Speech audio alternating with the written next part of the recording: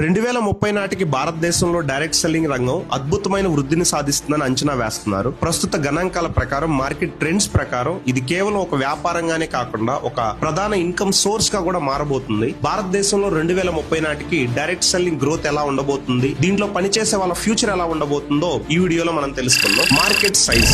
ఫిక్కీ మరియు కేపీఎంజీ లాంటి పెద్ద సంస్థల నివేదికల ప్రకారం భారతదేశంలో డైరెక్ట్ సెల్లింగ్ పరిశ్రమ 2025 నాటికి దాదాపు 64,500 కోట్లు చేరుకుంది. ఇదే వేగంతో ముందుకెళ్తే 2030 నాటికి ఇది 1,00,000 కోట్లకి పైన మార్కెట్ ని టచ్ చేసే అవకాశం ఉందని ఎక్స్పర్ట్స్ భావిస్తున్నారు. రెండో విషయం ఉపాధి అవకాశాలు, ఎంప్లాయ్మెంట్ పార్టిసిపేషన్. ప్రస్తుతం ఈ రంగంలో కొన్ని లక్షల మంది పనిచేస్తా ఉన్నారు, కానీ 2030 నాటికి దాదాపు 1,80,00,000 మంది పైన ఇండియన్స్ పూర్తి స్థాయిలో ఫుల్ టైం ఈ ఇండస్ట్రీలో ఇన్వాల్వ్ అయ్యే అవకాశం ఉంది. ముఖ్యంగా దీంట్లో మహిళలు 60% కంటే ఎక్కువగా ఉండే అవకాశం ఉంది. ఎందుకంటే ఉమెన్ ఎంపవర్మెంట్ కోసం డైరెక్ట్ సెల్లింగ్ ఓ బెస్ట్ ఆపర్చునిటీ అని చెప్పొచ్చు. Government regulations. గతంలో డైరెక్ట్ సెల్లింగ్ సరైన చట్టాలు లేవు, కానీ ఇప్పుడు భారత ప్రభుత్వం consumer protection direct selling rules 2021 వచ్చిన తర్వాత ఈ చట్టాలు చాలా కఠినంగా ఉండడం వల్ల మోసపూరిత కంపెనీలు, మనీ సర్క్యులేషన్ స్కీమ్స్ ని మెయింటైన్ చేసే కంపెనీలన్నీ కూడా క్లోజ్ అయ్యి నిజమైన ప్రొడక్ట్ బేస్డ్ కంపెనీస్ లో ప్రజలు జాయిన్ అయ్యి పని చేస్తారు. అండ్ ఆ కంపెనీస్ కి గౌరవం, నమ్మకం కూడా పెరుగుతుంది. 2030 నాటికి ఇది అత్యంత సేఫ్ ఆపర్చునిటీ కెరియర్ గా మారబోతుంది. దీని యొక్క మెయిన్ గ్రోత్ కి కారణం డిజిటలైజేషన్.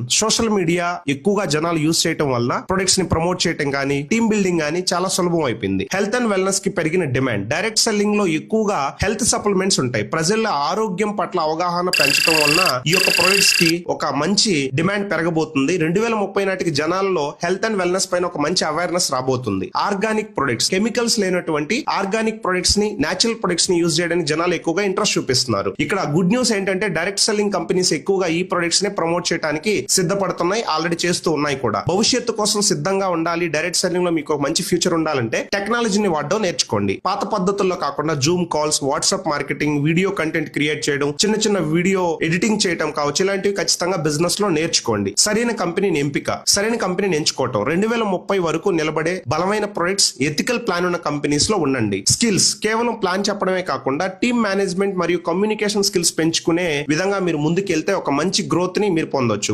భారతదేశం ప్రస్తుతం ప్రపంచంలోనే వేగంగా ఎదుగుతున్న డైరెక్ట్ సెల్లింగ్ మార్కెట్లలో ఒకటి. కాబట్టి ఇప్పుడు మీరు పడుతున్న శ్రమకి 2030 నాటికి చాలా పెద్ద ఫలితం వచ్చే అవకాశం ఉంది. కాబట్టి డైరెక్ట్ సెల్లింగ్ ని ఒక కెరియర్ ఆపర్చునిటీగా నమ్మి మీరు పని చేసుకుంటూ ముందుకెళ్ళండి. Thank you.